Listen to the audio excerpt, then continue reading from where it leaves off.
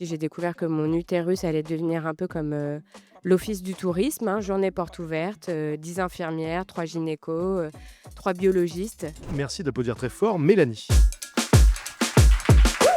Alors, moi, il y a eu une période de ma vie où, j'ai remarqué que tout le monde avançait et que moi, je stagnais. C'était surtout que je rentrais dans le parcours, dans un monde parallèle qui s'appelait la PMA. Quand on est dans cette phase où on essaie d'avoir un enfant, il y a un autre monde encore qui s'ouvre magnifique, qui est le monde de la remarque non sollicitée.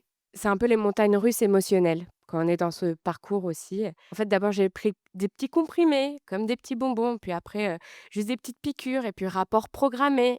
Après, on est passé aux inséminations et après on est passé aux FIV et la première FIV, j'ai ça a pris et malheureusement, j'ai fait une, fausse couche. C'était mon moment de gloire et enfin, ça y est, ma famille va encore enfin, être, créée et non. C'est faire vite le deuil de cette grossesse et en même temps, retourner très vite dans le parcours et à côté de ça, il y a aussi la place de ton couple.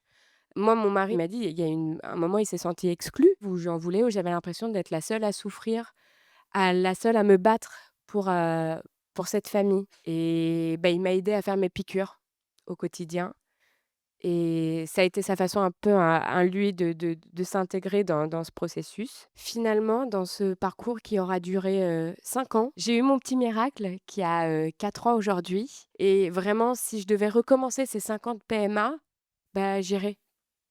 Ça vaut le coup de souffrir un peu pour cette merveille.